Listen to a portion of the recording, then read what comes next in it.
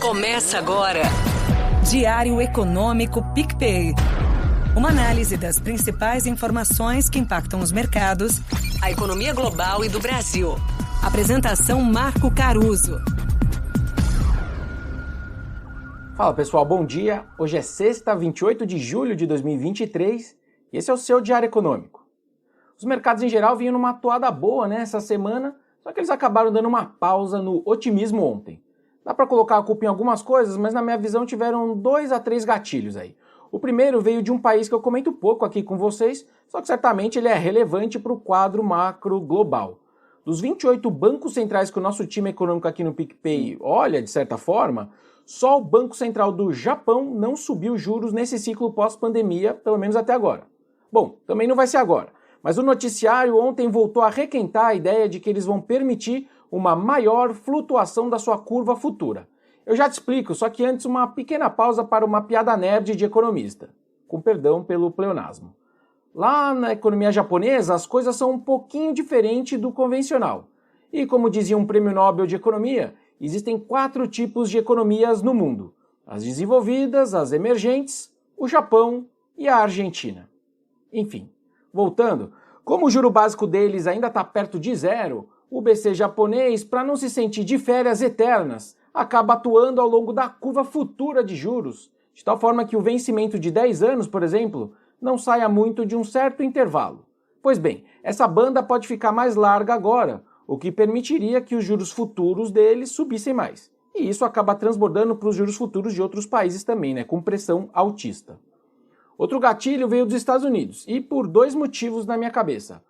Do lado de juros mais altos e dólar mais forte, teve o forte PIB americano do segundo TRI desse ano. Os analistas estavam esperando um avanço anualizado de 1,8% para esse número e acabou vindo 2,4%, mais de um desvio padrão para cima do consenso. Isso é bom para a renda variável porque sinaliza mais crescimento, certo? Mas aí então vem um outro fator segurando as bolsas. Elas acabaram perdendo força lá em Nova York e fechando no campo negativo, ancoradas nas ações de bancos, que sofreram com a proposta do Fed de subir o nível de capital de grandes instituições, aquelas com mais de 100 bilhões de dólares em ativos.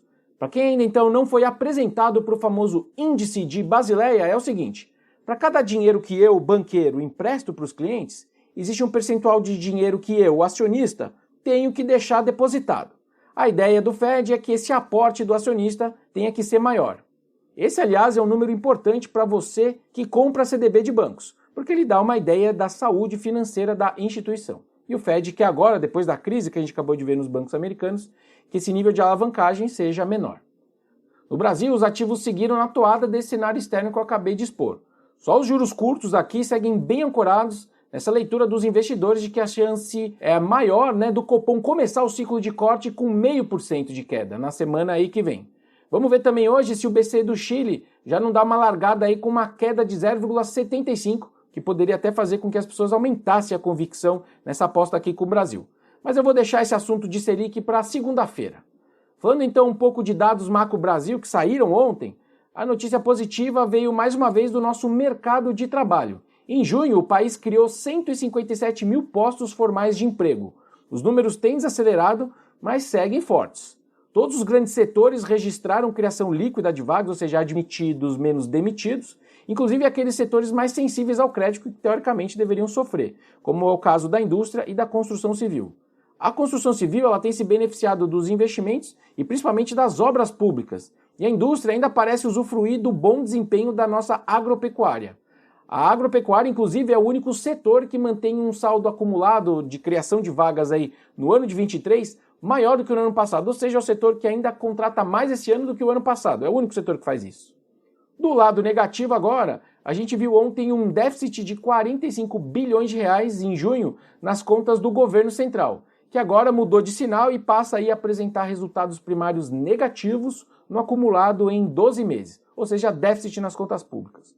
O resultado veio de uma queda real aí de 25% na receita líquida e de um aumento real de 5% das despesas. Então caiu receita e ainda subiu despesa. Isso tudo já descontado a inflação e comparado aí com o mesmo período do ano passado. O ministro Haddad, ele vem sim vencendo batalhas contra as expectativas que estavam mais pessimistas nesse campo das contas públicas. Só que esse número relembra a gente o tamanho do desafio que ainda existe daqui para frente. Por hoje é isso, turma. Bom dia, bons negócios e sorte sempre. Você ouviu? Diário Econômico PicPay. Uma análise das principais informações que impactam os mercados, A economia global e do Brasil. de segunda a sexta, às 6 da manhã, no Spotify e YouTube.